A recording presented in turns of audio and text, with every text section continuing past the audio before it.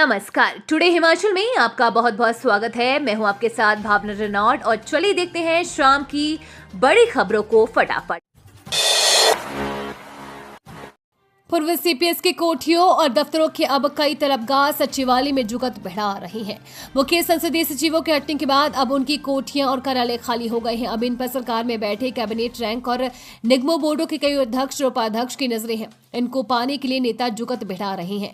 हालांकि प्रदेश सरकार की ओर से कार्यालय और कोठियों के आवंटन के आदेश जारी नहीं किए गए हैं। वहीं सीपीएस से वापस ले गए 45 लाख के फॉर्च्यूनर के लिए भी जुगाड़ शुरू हो गया है।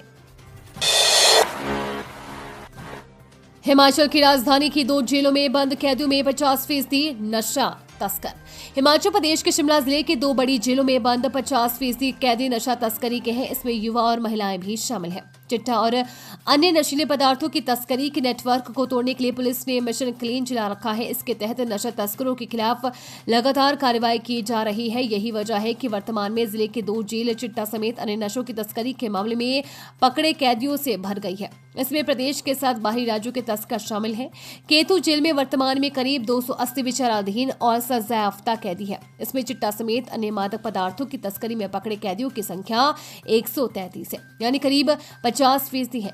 इसमें 8 महिलाएं भी शामिल हैं। भानुपल्ली से अगले सप्ताह शुरू होगा ट्रैक बिछाने का काम।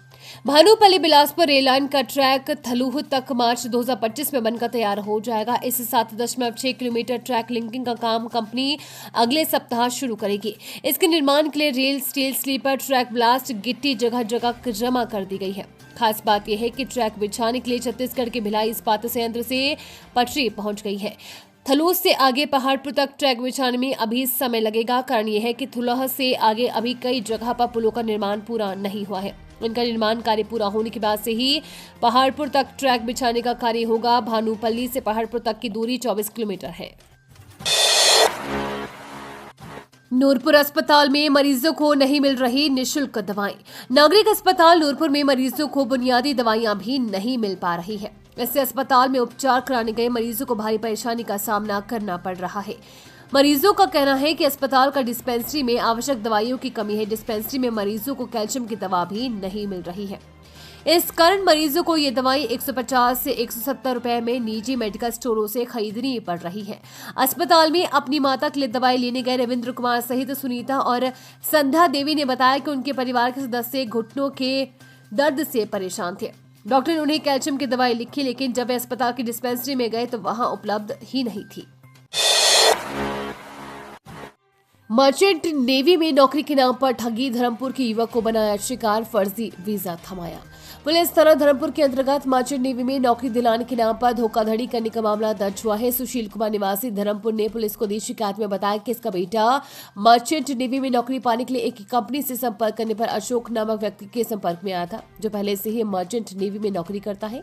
उसने इसके बेटे को विश्वास दिलाया कि वो कंपनी के माध्यम से मेसर्स अर्थ ओशन शिपिंग प्राइवेट लिमिटेड में उसे नौकरी दिला देगा, जिसके लिए इसकी बेटी का सीडीसी और पासपोर्ट कुरियर के माध्यम से messrs north lake navigation marine service private limited Thane Mumbai को देने के लिए कहा गया था। बीते 1 जुलाई 2024 को इसके बेटे का वीजा जो केवल 96 घंटे के लिए था जारी किया गया। Company shelter marine service agency Shahjahan UAE के अनुबंध की एक प्रति व एक और वीजा भी जारी किया गया था, जो बाद में फर्जी निकली।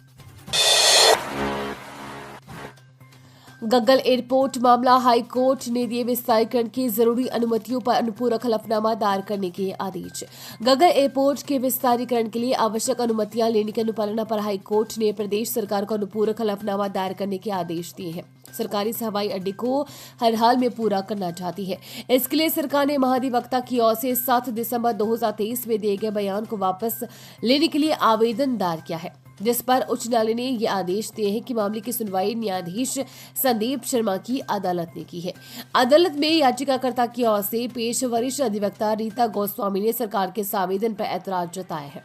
उन्होंने कहा कि सरकार ने हवाई अड्डे के विस्तारीकरण के लिए न ही पर्यावरण क्लियरेंस और न ही अनुमति ली है, जो किसी भी प्रोजेक्ट के बनाने से पहले ली जाती है।